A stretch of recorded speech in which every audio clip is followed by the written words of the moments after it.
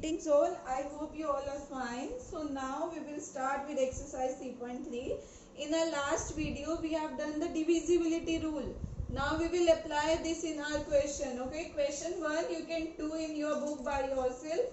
I am starting with question number 2. Okay, what's there in A part? That is 572. Okay, that is 572. How we will check the divisibility? By 4, that is check the last two digits, that is 72 is divisible by 4. So this implies 572 divisible by 4. Okay, now we'll check the divisibility by 8. We'll see the last three digits, that is 572 itself. When we divided it by 8, is it divided by 8?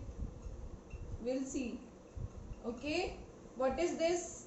56. 8 8s are 8 7s are 56. Here we have left with 12, then we'll go to 1, 8. We are having remainder. So this implies 572 is not divisible by 8. Okay, we can simply check by checking the last three digits. As it is itself a 3-digit number, so there is no hard and fast rule. Okay, now we will try its B part. What's there in the B part, I will tell you. We'll do now B part.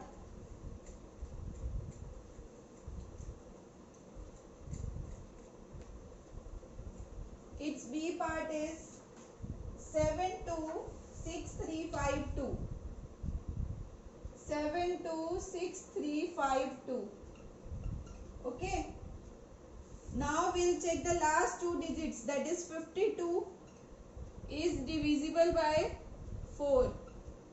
So this implies this number, that is 726352 divisible by 4. Write divisible wholly. Okay, I am just writing the short form here. Now divisibility by 8, we'll check the last three digits, that is 352. Is it divisible by 8 or not? We will check. Here we will write 8. 8 4s are 32. Here left with 32. 4 picked. Now here remainder will be 0. Is divisible by 8. So this implies this 726352 is divisible by 8. Okay, I think this is also clear to all of you. Now we will proceed to the question number 3 now. Okay, these questions are very simple. We just know the criteria of divisibility such that we can apply in our questions. Okay,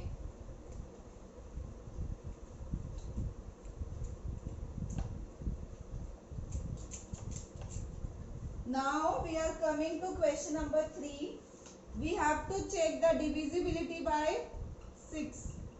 I didn't tell you about divisibility by 6, but here we have 297,144. Okay, better now how we will check the divisibility by 2? We will check the divisibility by 2 and as well as 3. As we already know 6 is 2 into 3, so we'll check if it is divisible by 2 and divisible by 3. So divisible by 2, yes, because units place is equal to 4, so this implies divisible by 2. Okay, now we'll check divisible by 3. How we will check divisible by 3? We will add 2 plus 9 plus 7 plus 1 plus 1 plus 4 plus 4. That will be 9 plus 11, 18, 19, 23. Then will be 27. Yes, 27 is divisible by 3. So this implies this number 297,144 divisible by 3. So it means it is divisible by 2 and 3 दोनों से divide हो रहा है, that is it is divisible by 2 and 3. This implies the number itself is divisible by 6. Okay, we will check if it is divisible by 2 as well as divisible by 3. Then after checking this, we can write it is divisible by 2 and 3 both. Okay, now we'll start with the question number 4. You can try rest of the parts by yourself. Okay, it's very simple, you can try it. You just have to apply the divisibility rule. I already told you about this in our previous video. So we should know the criteria, how it is divisible by 2, how it is divisible by 3 and so on. Okay. Now I will tell you beta it's B part. I will tell you now what's there in the B part, so that it will be easy for you as well. If it is divisible by 2 but not divisible by 3, divisible by 3 not by 2, I will tell you this thing. Okay, in the B part we have 1, 2, 5, 8. Okay, now we'll check divisible by 2. Yes, because its units place is 8. This implies 1, 2, 5, 8 divisible by 2. Now we'll check the divisibility by 3. How we will check? 1 plus 2 plus 5 plus 8. That will be 8 plus 8. That will be 16. Is not divisible by 3.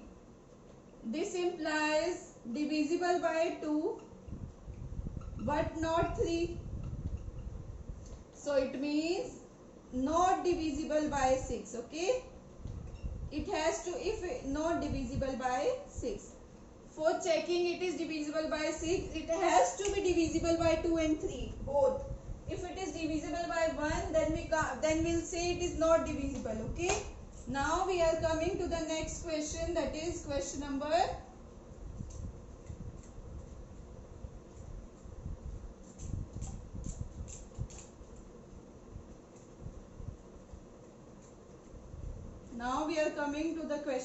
5 now.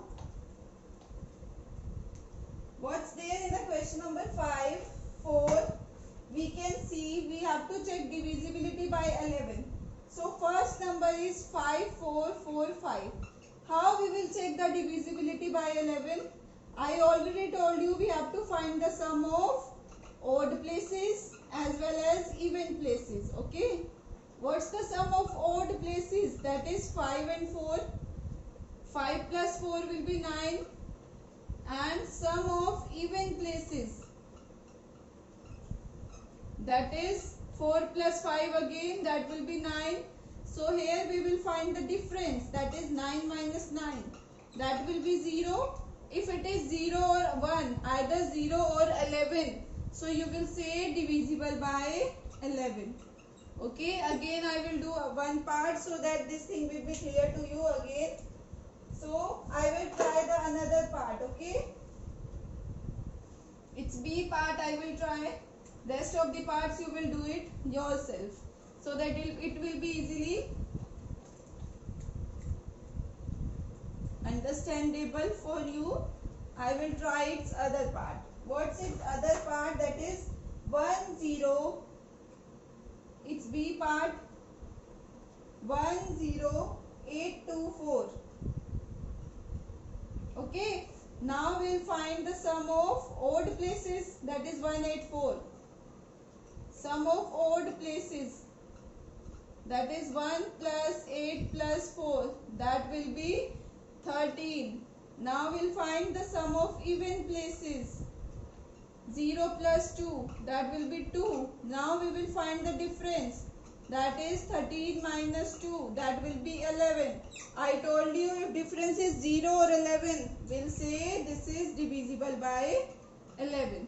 Okay, now rest of the parts you can try yourself if it is divisible by 11 or not. Okay then, bye everyone.